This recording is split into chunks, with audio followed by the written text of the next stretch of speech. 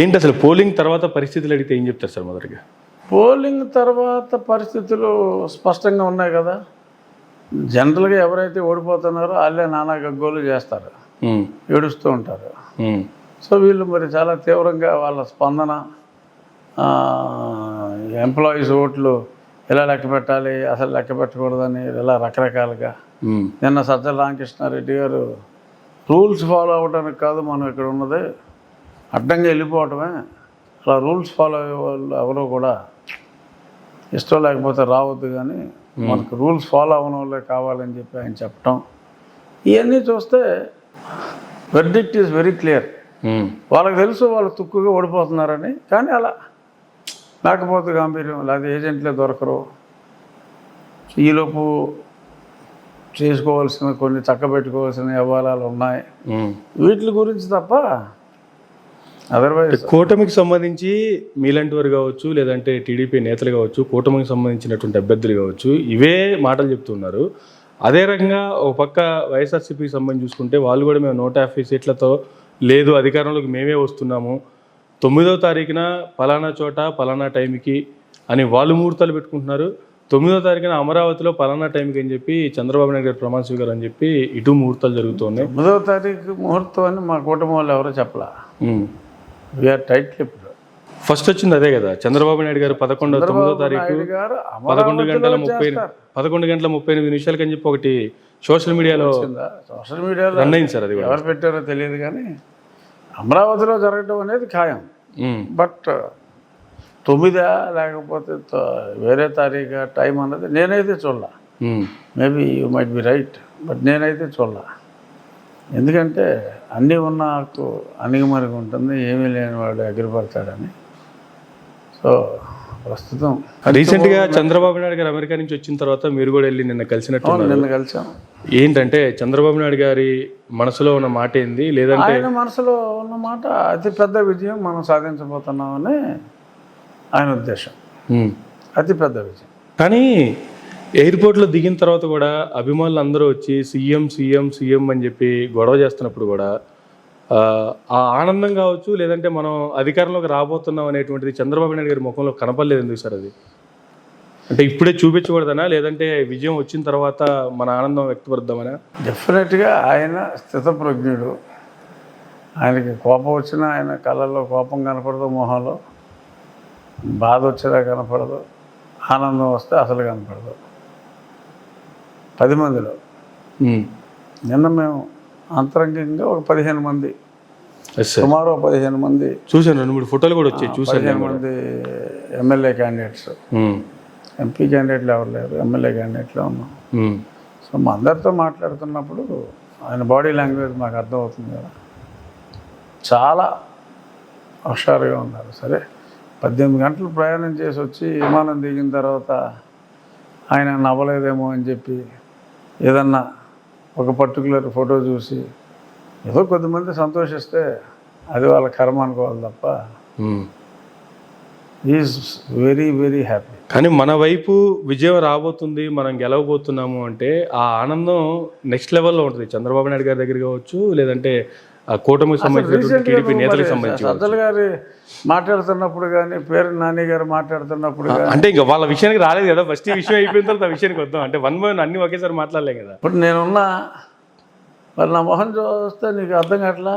మీరు ఎప్పుడు రాజుగారిలో ఆ తేజస్సు అది ఎప్పుడు అలా ఉంటూనే ఉంటుంది. సో మా పార్టీలో ఎవరు మాట్లాడినా ఎవరు లేరు. లోకేష్ గారు మరి ఆయన కూడా హాలిడేకి వెళ్ళారు, మరి వరుసగా మరి ఆయా సార్ లోకేష్ గారి విషయం ఇక్కడ చిన్న డౌట్ సార్. 1.5 సంవత్సరం చేసి మరి ఆయన షార్ట్ ట్రిప్గా ఆయన కూడా వెళ్ళొచ్చాడు.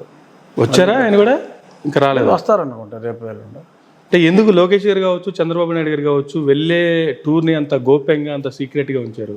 వచ్చిన తర్వాతే చంద్రబాబు నాయుడు గారు వచ్చారు కాబట్టి తెలిసింది. కాదు, ఇది వాళ్ళ ప్రైవేట్ టూరు. ఇప్పుడు పలానా చోటుకి వెళ్తున్నారు అంటే వెళ్ళిపోతారు, తెలుగుదేశం వాళ్ళు చాలామంది వెళ్ళిపోతారు. ఇంకా అక్కడ కూడా టూర్ ప్రైవేటే కానీ పబ్లిక్ ఫిగర్స్ కదా. పబ్లిక్ ఫిగర్స్ ఎక్కడికి వెళ్తున్నా కూడా చంద్రబాబు గారు ఏమయ్యారు అనేటువంటి కనీసం ఒక వారం రోజులు ఈవెన్ టీడీపీకి సంబంధించిన ఛానల్స్ లో కూడా ఒక సందిగ్ధత అయితే నెలకొంది. క్వశ్చన్ మార్క్ పెట్టే డిబేట్లు నడిచాయి. అసలు ఆయన వెళ్తున్నారనే సంగతి అందరికీ తెలుసు. ఎక్కడికి వెళ్తున్నారో ఇప్పుడు కాదు, చంద్రబాబు నాయుడు గారు ముఖ్యమంత్రి కింద ఉన్నప్పుడు కూడా ఆయన హాలిడేకి వెళ్ళినప్పుడు ఎక్కడికి వెళ్ళారు అనేది ఎప్పుడు కూడా తెలియదు. గత 20 సంవత్సరాలుగా కూడా ఆయన ప్రతి న్యూ ఇయర్కి ముందు కూడా 3-4 రోజులు వెళ్ళిపోతారు. ఆయన ఎక్కడికి వెళ్ళారో ఎవ్వరికీ తెలియదు. ఎందుకంటే ప్రశాంతంగా ఉండేది ఆ 3-4 రోజులు ఆయన. సో కాబట్టి ఆ 3-4 రోజులు ఎక్కడికి వెళ్ళారో చెప్పరు. ఓకే, అది ఇవాళ కొత్త కాదు, ఇప్పుడు కూడా అదే. అంటే ఎక్కడికి వెళ్ళారో చెప్పకపోయినా కూడా టూర్కి అయితే వెళ్తున్నా అనే విషయాలు కూడా అసలు ఎక్కడ బయటికి రావు. వెళ్తున్నట్టు వెళ్ళిన తర్వాత ఎక్కడికి వెళ్తారనేది పర్సనల్ ఇష్యూ, బట్ వెళ్తున్నాము అనేది కూడా బయటికి రాదు. అసలు వెళ్తున్నాము అనేది రావచ్చు, రాకపోవచ్చు, ఒకసారి రావచ్చు. ఇప్పుడైతే బుద్ధే తెలుసు అందరికీ. లోకేష్ గారు కూడా సేమా? లోకేష్ ఎవరిష్టం వాళ్ళు. ఇప్పుడు లోకేష్ గారు ఏమి ఆయన చంద్రబాబు నాయుడు గారి లాగా ముఖ్యమంత్రి పదవులు చేయలేదు కదా ఇంకా ఏమి. సో ఆయన ఉంది, ఆయన అసలు ఇండివిజువల్, ఈ హెస్ గాట్ ఫ్రీడమ్. వెళ్తారు, వస్తారు. ఇప్పుడు జగన్మోహన్ రెడ్డి కూతుర్లు ఎక్కడికైనా వెళ్తామని చెప్పట్లేదు కదా. అఫ్కోర్స్ ఈయన is the all India general secretary of the party. But వాళ్ళు రాజకీయాల్లో లేరు, చదువుకుంటున్నారు. వాళ్ళ బట్ స్టిల్ ప్రైవేట్ లైఫ్ వాళ్ళది. సరే, ఈయన ఆల్రెడీ ప్రత్యక్ష రాజకీయాలకు వచ్చారు కాబట్టి పబ్లిక్ అడుగుతారు కదా. వచ్చినంత మాత్రాన ఏ రోజు ఎక్కడికి వెళ్ళారు, ఎన్ని గంటలకు టిఫిన్ చేశారు, అవన్నీ అవసరం లేదండి. జనరల్ గా ఇన్ని రోజులు కనపడకుండా పోయినప్పుడే క్వశ్చన్స్ వస్తాయి కదా. జగన్మోహన్ రెడ్డి కోర్టుకి అప్లై చేసి ఫార్మాలిటీ ఉంది కాబట్టి, పబ్లిక్ డాక్యుమెంట్ కాబట్టి చెప్పాల్సి వస్తుంది తప్ప అదర్వైజ్ ఆయనైనా చెప్పడు. ఎందుకంటే పర్సనల్గా వెళ్ళేటప్పుడు, ఇప్పుడు ఆయన డావోస్ వెళ్ళేవారు అఫీషియల్ ఫంక్షను, అప్పుడు ఐడెంటిటీ మొత్తం ఇవ్వాలి. ఇలా ప్రైవేట్గా వెళ్ళినప్పుడు అక్కడికి వెళ్తే మళ్ళీ ఇక్కడ కలవడానికి అవకాశం లేని వాళ్ళు ఒక 50 మంది ఏమైనా తక్కువ 3 లక్షలు పెట్టి టికెట్ కొనుక్కుంటారు, మళ్ళీ అక్కడ తయారైపోతారు. ప్రశాంతత ఉండదు కదా. ఏదో 4 రోజులు రిలాక్స్ అవుదాం భార్య పిల్లలతో వెళ్తారు. అప్పుడు ఇవన్నీ అలా కరెక్ట్ కాదు. అసలు ఈ ప్రశ్నే తప్పు. అడగడమే రాంగ్ అంటారా? చాలా. సరే, ఇంతకుముందు మీరు అన్నట్లుగా ఇప్పుడు వైఎస్ఆర్సీపీ నేతల దగ్గరికి వద్దాం. అధికారంలోకి వస్తున్నామని చెప్పి కూటమి నేతలు అలా చెప్తున్నారు, రెండోసారి అధికారంలోకి రాబోతున్నాం అని చెప్పి వైసీపీ నేతలు కూడా అలాగే చెప్తున్నారు. కానీ వీళ్ళు నవ్వుతూ చెప్తున్నారు, వాళ్ళు ఏడుస్తూ చెప్తున్నారు. ఎందుకంటారు? ఎందుకు ఏడవలసి? వాళ్ళు రావట్లేదు కాబట్టి ఏడుస్తూ చెప్తున్నారు వైసీపీ వాళ్ళు.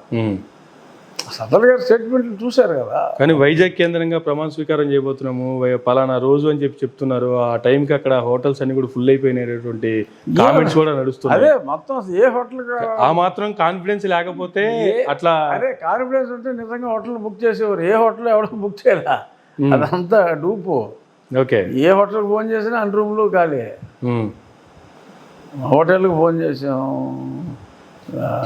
ఇది తాజ్లో అడిగాము, ఎక్కడ అడిగినా కూడా, ఈవెన్ వాళ్ళ సొంత హోటల్ రాడిసన్ అడిగినా కూడా రూమ్లు ఉన్నాయి. ఏదో ఊరికనే అలా కొన్ని పనులు చేసుకోవటం కోసం ఈ లోపు అలాగొక ఇది. సరే, జనరల్గా పార్టీలకు సంబంధించి ఈ పార్టీ అధ్యక్షుడైనా ఆ పార్టీ అధ్యక్షుడైనా మేమే గెలుస్తామని చెప్పడం కామనే రిజల్ట్స్ వచ్చేంత వరకు.